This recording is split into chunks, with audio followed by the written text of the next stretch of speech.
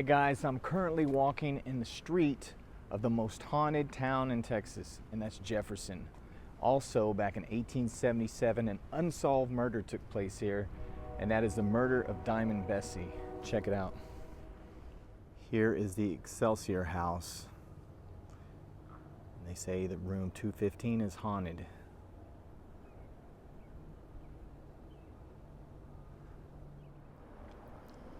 I'm at the Excelsior house, the oldest hotel in East Texas, built in the 1850s. It's pretty cool.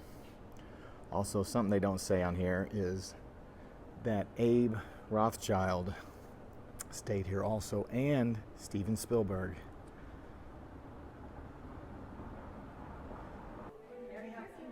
Here's the foyer of the Excelsior, and right over there they have all the guest books where people used to sign their signatures. It is pretty cool. You can see it says Grant, General Grant, Ulysses S. Grant stayed here from Washington City before it was Washington, D.C. You probably can't see it. Okay, and right here is Abe Rothschild's signature when he stayed at the Excelsior.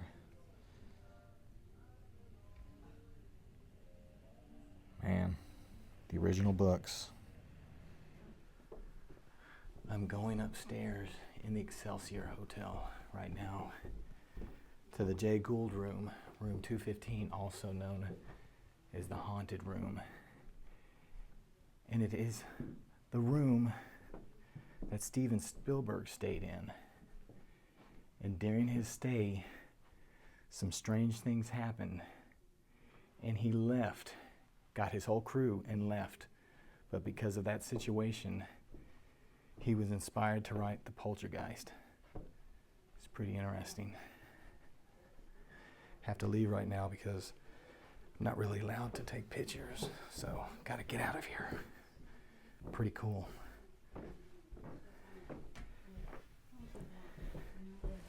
Here's the courtyard at the Excelsior Hotel. See it? It's just 2 stories, bottom and top.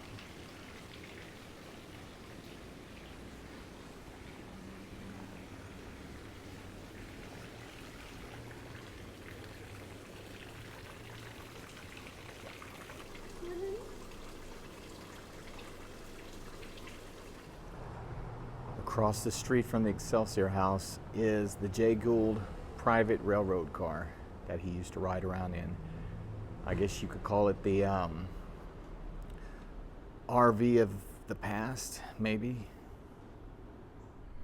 So I'm just going to make a long story short. Jay Gould was a railroad tycoon, very rich, and he wanted to bring his railroad here to Jefferson.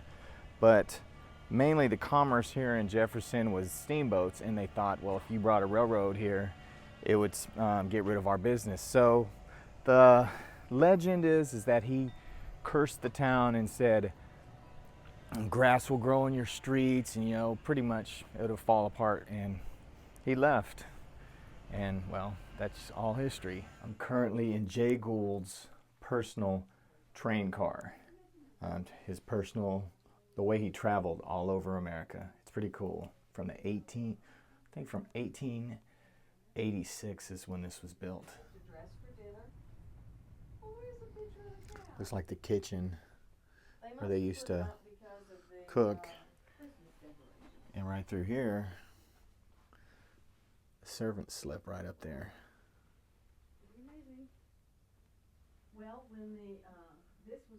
Just imagine going on this, man. This would be very shaky. This would be very shaky. I think this was Jay's room. This is where he slept, right in here. His personal room.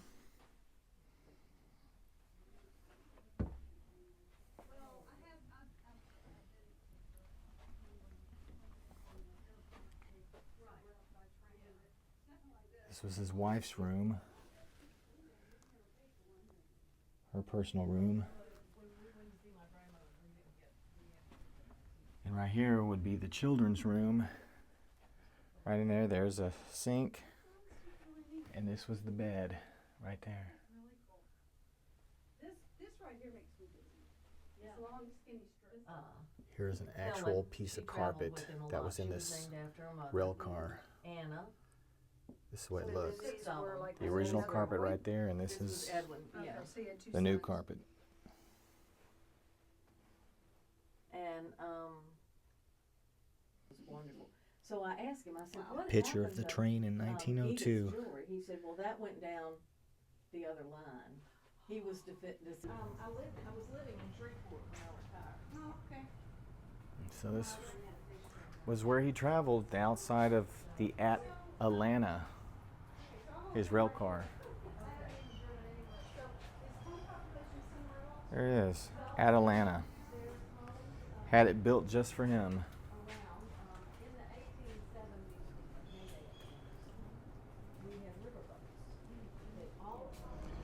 Here's the Jefferson Hotel.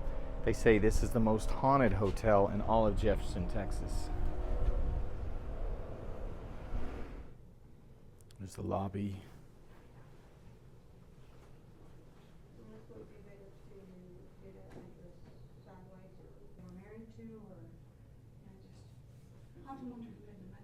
It's the Sluter sisters. They were sisters. The owners of the They hotel, were very who wealthy started the family. They hotel. have a crypt in the cemetery and everything. That's the Jefferson Hotel. Now on this one, I was only allowed to videotape in the foyer. They're very, I guess you don't want people just walking all up and down the halls. So the 3 rooms of this hotel are supposedly very, very haunted. And this is where I ran into a paranormal group that is here on the same weekend as I am.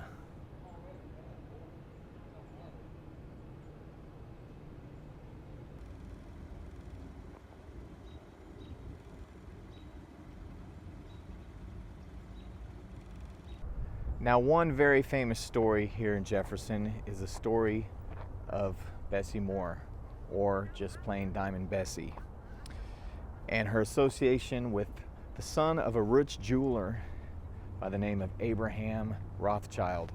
That is not to be confused with the Rothschilds, the banking tycoons, but this was a jeweler.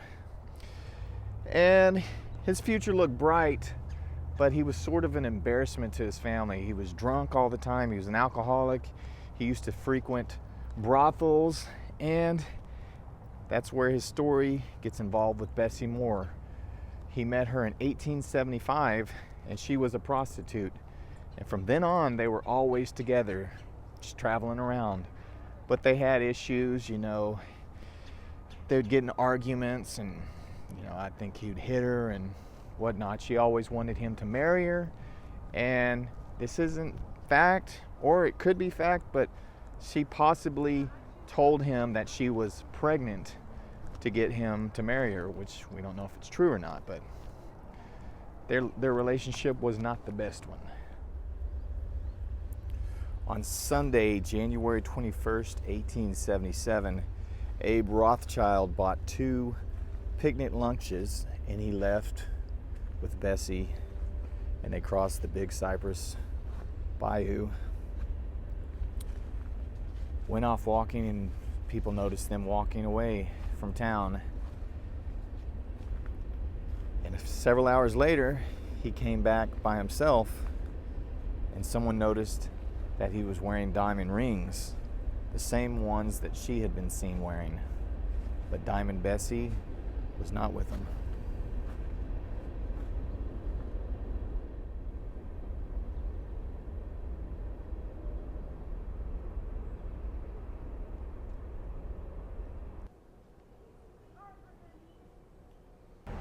Bessie's body was found on the afternoon of February 5th in the woods along the Marshall Road. The coroner said she was killed by a single gunshot to the head. Now, shortly after the picnic, Abe left town. It was about a day afterwards. He took Bessie's luggage and her rings, and he left. And whether out of depression or guilt, he got drunk and left a bar and tried to kill himself in an alley. But he only wound up blinding himself. And while he was in the hospital, he got arrested. And he went to trial in Marshall and was found guilty and sentenced to hang. But because of his money and great lawyers, they overturned the ruling and were able to get a retrial. And this time they tried him in Jefferson and he was found not guilty. And that upset a lot of people because, hey, all the evidence pointed to him exactly. But he was found not guilty, and this trial was like big news, big time news. It was just all over. It was like, man, you could compare it maybe to the O.J. Simpson trial. But not too long afterwards, a man wearing an eye patch came to the man looking after the cemetery, and he gave the worker a lot of money to look after Bessie's grave. And according to legend, a lot of people really think this was actually Abraham Rothschild. Here in the Oakwood Cemetery, and here's the grave of Diamond Bessie Murder.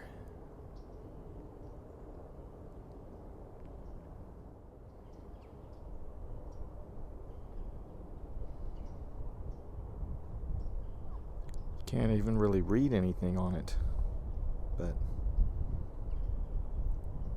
this is her grave.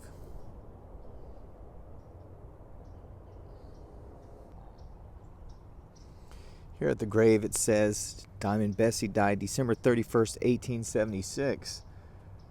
But it said that she went on that picnic in January 21st, 1877. So she was still alive. So there's a little discrepancy right here.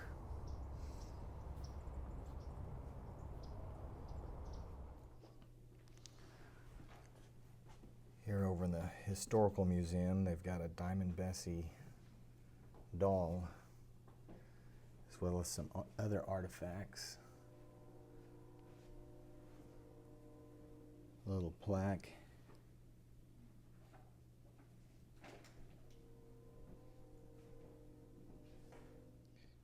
Various newspaper clippings about the killing.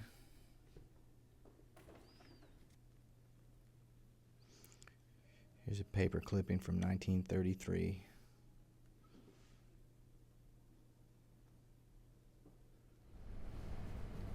Jefferson, Texas was a huge hub for steamboats that delivered all kinds of goods here. The only other place that rivaled it in the state of Texas was by the Gulf of Mexico and Galveston. But that all changed once they blew up this it was like a dam that was made naturally by bunches of trees, and it caused the water level, once they blew it up, to drop. And once that water level dropped, they were unable to get the steamboats in, and so that type of economy totally dropped, and things for Jefferson changed. They said at one time there was probably 30,000 people, and now there's only like 2,000. So that was a big deal, and that happened in 1870s.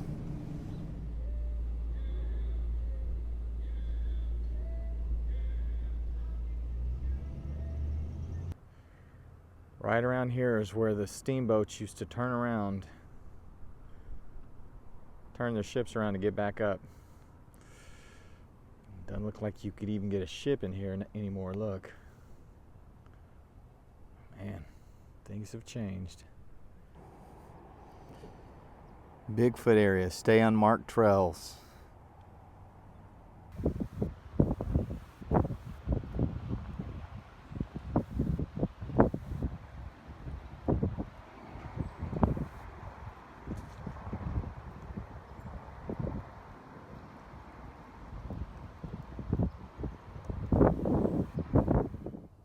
The Grove, one of the most haunted houses in all of Jefferson, Texas. They say they see a woman in white walking through the house, also a man in the garden, dark mist. Several owners have all experienced this.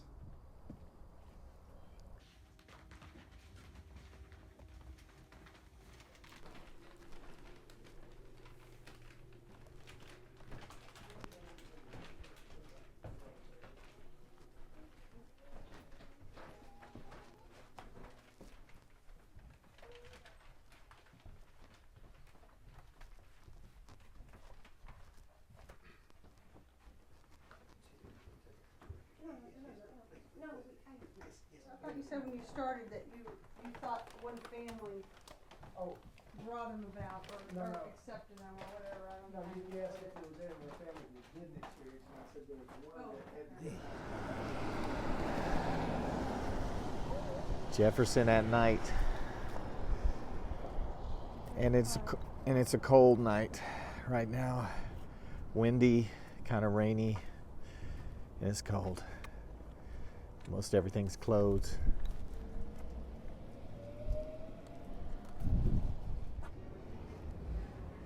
Here's Auntie Skinner's Riverboat Club in Jefferson. They say it's haunted. Say the second floor, somebody got pushed down the stairs. That's what they told me.